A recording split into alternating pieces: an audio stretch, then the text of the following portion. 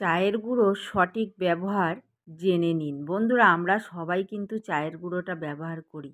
এখানে দেখুন, এই যে শুকনো করে নিয়েছি, এটা কি করি আমরা সরাসরি গাছে ব্যবহার করি।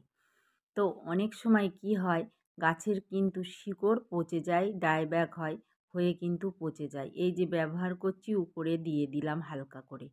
তো এইভাবে না করে আমরা কিন্তু একটা কাজ করতে পারি, যেটা সবথেকে গাছের জন্য উপকারী জৈব খাবার। তো এই যে শীতকালে আমরা চা কিন্তু আদা দিয়ে অনেকেই ব্যবহার করি, তাই সেই আদাটাকে ফেলে না দিয়ে এরকম একটা কৌটো নেবেন প্রথমে। তারপরে একটু মাটির লেয়ার দিয়ে তারপরে এইভাবে চাগুলো যদি ধাপে ধাপে দিয়ে ডিকম্পোস্ট করে নেন, তাহলে কিন্তু খুব ভালো একটা উপকারী জৈব সার কিন্তু তৈরি হয়ে যাবে। তো এইভাবে চাটাকে আপনারা ব্যবহার করুন, আদাটাকেও ফেলবেন না, আদাও ডিকম্পোস্ট হয়ে যাবে। আর চাটাকে একটু ধুয়ে নেবেন, আবার ধুয়ে যদি নাও নেন তাহলেও কোনো অসুবিধা হবে না। তো দেখুন, আমি চাগুলোকে জমিয়ে রেখেছি, আর জমিয়ে রেখে এইভাবেই আমি ডিকম্পোস্ট করে গাছে ব্যবহার করছি। তা আপনারা মাত্র 15 থেকে 20 দিনেই কিন্তু এরকম ডিকম্পোস্ট করে চাটাকে গাছে ব্যবহার করতে পারেন।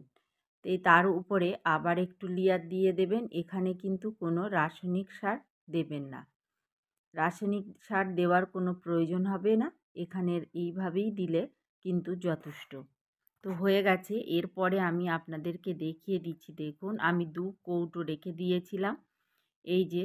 তো 2 কৌটো আমি রাখার পরে দেখুন কত সুন্দর একটা জৈব সারে পরিণত হয়ে গেছে। তা আরেকটাও আমি ঢেলে দেখাচ্ছি। দেখুন, এবারে একদিনের সারাদিন রোদ্দুরটা আমরা কিন্তু হালকা, মানে হালকা নয়, পুরো রোদ্দুরটা খাইয়ে নেব, যেহেতু এখন শীতকাল। তো এইভাবে করলে চা কিন্তু, চায়ের যে জৈব খাবারটি আরও কিন্তু ডিকম্পোস্ট হয়ে খুব সুন্দর একটা জৈব খাবারে পরিণত হয়ে যাবে।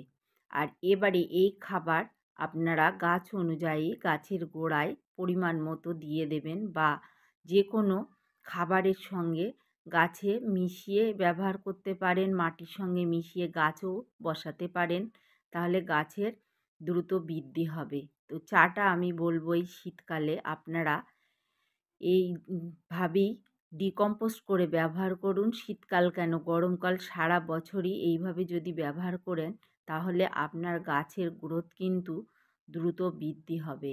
দেখুন কত সুন্দর আমার